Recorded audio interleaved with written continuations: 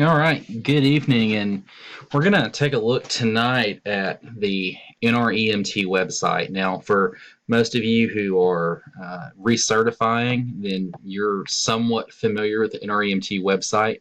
But what I find is that a lot of people only look at the website once every 2 years, which is when we recertify. And if it wasn't for my job role to continually have to be here, I would probably be just like you and be a little rusty.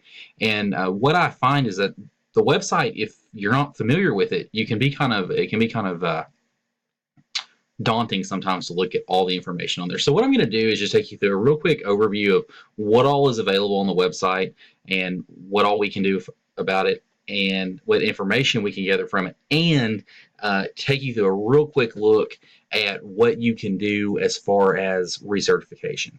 So, of course, the website is nremt.org. We see right here, this is just the launch screen. So, nremt.org. Brings down, it's got a good little notification page here where it gives you lots of the different initiatives that the NREMT is working on currently.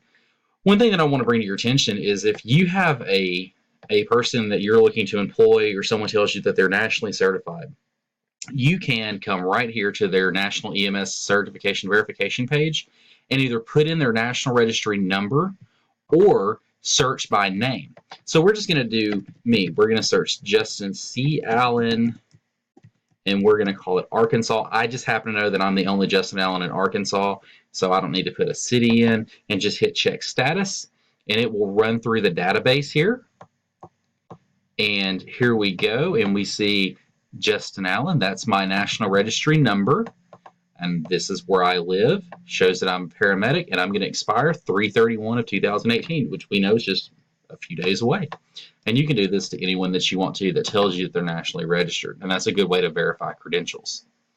So, of course, as we click up here and we're back to this launch page right here, it's going to give you some more information. One of the things that it will tell you is the countdown timer for when people recertify, and we recertify in March or September of each year, and the certification cycle lasts 2 years. So we need to come in and log in. Of course, I have my information saved, so hit sign in, and it's going to take you to your information. It brings you to your dashboard. Again, gives you most of the information that you got from the license verification check page. And here we're going to go to my certification. This is exactly what you'll do if you want to begin your recertification process. And what it shows is all of my demographic information, and it actually is going to show what I need to do to get recertified. And you see here that we have a national, local, and state and individual component to your recertification status. So before you recertify, you need to put in all of your information to show that you've done your classes and your qualifications.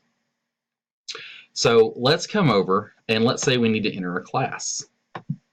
We'd come up here to the top, to the status bar, hit add a course. We would come down, hit course type, and we're going to say that we took a continuing education course. We would type in the course name. This course name was capnography. I took it online. We have to spell that right or it doesn't do us any good. There we go. This was a CapKey class, and it was worth 30 minutes of class time. I didn't teach the class. It was distributive. So we're going to say, no, I didn't teach the course. And was an instructor present this course? No, it was distributive. You can have so many hours of distributive learning. The state was in Arkansas. We're not going to put a city in because it was online. I'm going to say that it was online. We're going to see if it'll accept that. And then what I'm going to say is online course via Recert by JB Learning website. And JB Learning is a website for EMS providers to take continuing education classes. So we're going to hit save and view transcript. Now, I'm going to actually load that certificate up so that the National Registry can see that. But that is how you would enter a course in. And of course, if you have any questions, the National Registry has some additional resources on here to help you so that you understand what you're looking at and what you can do. But I do encourage you to have all your recertification paperwork turned in by at least March 15th so you have time to get something corrected if there's a mistake. Waiting to the last minute sometimes can be a bit of a hassle. I hope this helped, and good luck.